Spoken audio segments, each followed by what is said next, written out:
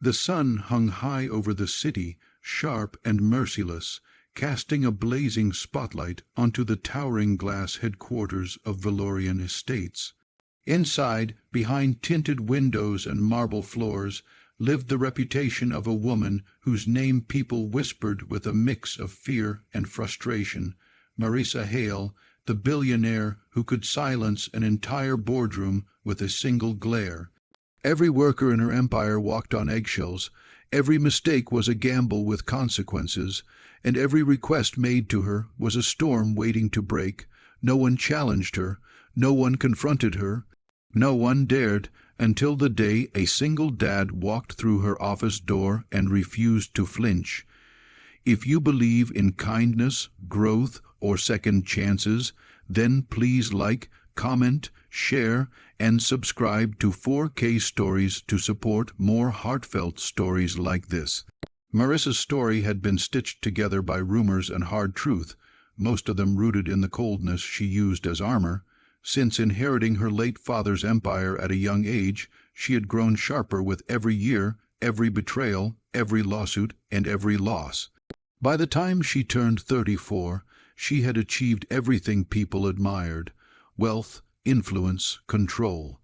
Yet she carried herself as if kindness were a currency she could never afford. Her staff knew her schedule better than they knew their own. Meetings were conducted in silence unless she spoke. Her tone, always crisp and clipped, left no room for softness, and her rules were absolute. Across town, under the same bright daytime sky, but in a world far humbler, lived Rowan Phelps, a 38-year-old single father raising a bright, soft, spoken 9-year-old daughter named Mara. Their life was simple: 2 rooms in an aging apartment, second-hand furniture polished with care, and evenings filled with homework, laughter, and Rowan's quiet determination to make life better for his daughter. Rowan had no wealth, no powerful connections, no influence. What he did have was resilience carved from struggle, and a gentleness that refused to break despite life's weight. He worked long hours as a construction foreman, saving every extra rupee, waiting for the day he could move Mara to a safer neighborhood. But fate rarely waits for a perfect moment to test a person's limits. The news came on a bright Wednesday afternoon, a letter pinned crookedly to his apartment door. Valorian Estates had bought the block. Tenants would be removed to make way for commercial redevelopment. He had 30 days. Rowan stared at the notice for a long time, his chest tightening as Mara tugged at his sleeve, asking what it meant. He forced a smile he did not feel, promising they would figure something out. But deep inside, anxiety simmered. Rent elsewhere was higher, his savings too thin, and time already running out. Everyone in the building murmured the same fear. No one dared fight the billionaire behind the buyout. No one except Rowan, who knew he couldn't uproot Mara again, not after she had finally started thriving in school. He didn't want a confrontation, but he wasn't willing to surrender their home either. So he made a decision no one else would. He requested a meeting with Marissa Hale. Her assistant nearly laughed over the phone, but after Rowan calmly explained his concern, after the assistant heard the steadiness in his simple, human words, a meeting was scheduled, 10 minutes only. The morning of the meeting was crisp and bright. Rowan arrived early, clean-shaven, wearing his best pressed shirt, nerves knotted in his stomach. When he stepped into Marissa's office, he found her exactly as people describe, impeccably dressed in a charcoal suit, hair smooth and straight, her expression unreadable as she barely lifted her gaze from her tablet. Her presence was a blade. He introduced himself politely. Marissa didn't offer a handshake. She simply asked what he wanted, with the tone of someone who had already decided the answer didn't matter. Rowan explained about the buyout, about the families, about his daughter. He didn't raise his voice, he didn't beg. He spoke honestly with dignity, telling her the impact of her decision in terms that numbers and profit margins could never capture. When he spoke of Mara, something in his voice softened, and that shifts. small but steady, made Marissa glance up for the first time. She expected anger, maybe desperation. What she found instead was a man who stood in front of her without fear, without arrogance, without hidden motives. Just a father who loved his child enough to face a billionaire without trembling. But Marissa was not used to emotion swaying her. She shut down his request, explaining that contracts were final and development plans already underway. Rowan listened, then he did the unthinkable. He told her she was wrong, not loudly, not rudely, but with clarity. He said she had the power to help people, that her decisions shaped futures, and that this was an opportunity to build something meaningful instead of destructive. His words were simple, but they cut deeper than any insult. They forced her to confront something she had buried long ago, the memory of her own childhood displacement after her parents' bitter divorce, the feeling of losing a home, the loneliness that followed. Rowan thanked her for her time and left quietly, thinking the meeting had changed nothing, but Marissa didn't sleep that night.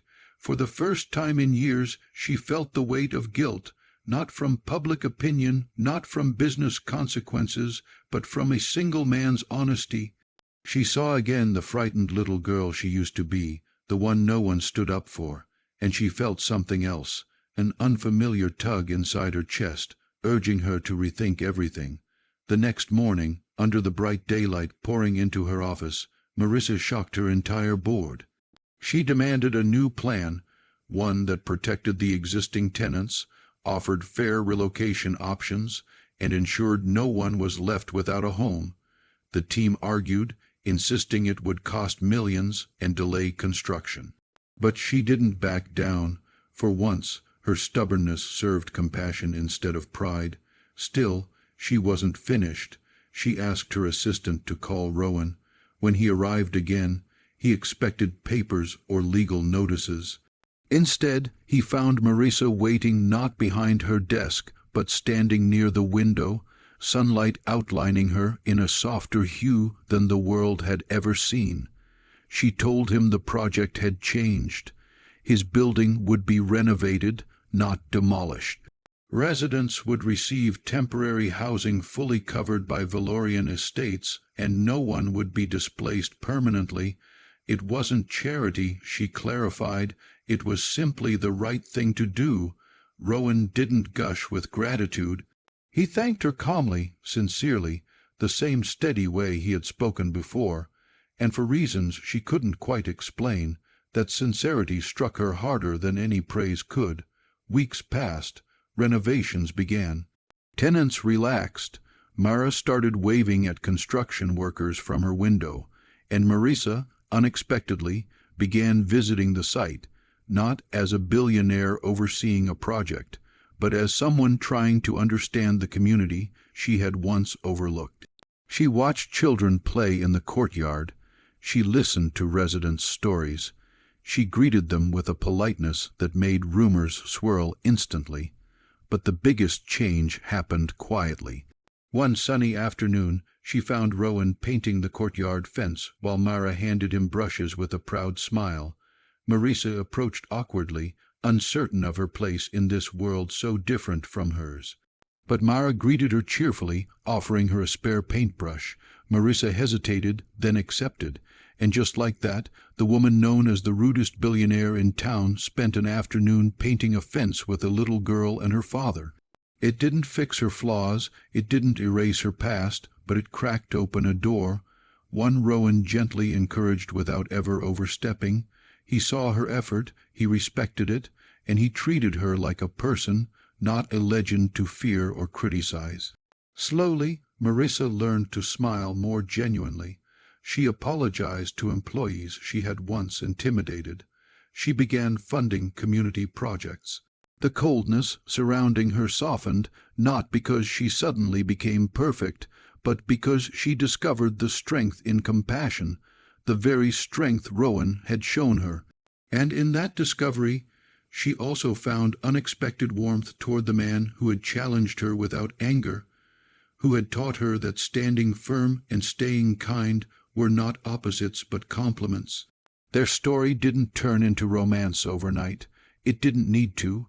It grew through shared moments, sunlit afternoons repairing the building, conversations about life, occasional dinners where Mara eagerly filled the silence with her stories. Marissa learned the rhythm of a humble home, the comfort of noisy laughter, the rarity of genuine connection. Rowan learned that even the hardest hearts could thaw with the right kind of truth. Together, they built something more meaningful than a real estate project. They built a bond rooted in honesty, growth, and courage. If this story touched your heart even a little, please like, comment, share, and subscribe to 4K Stories to support more emotional storytelling. Special request: please comment below, what would you do if you were in Rowan's place?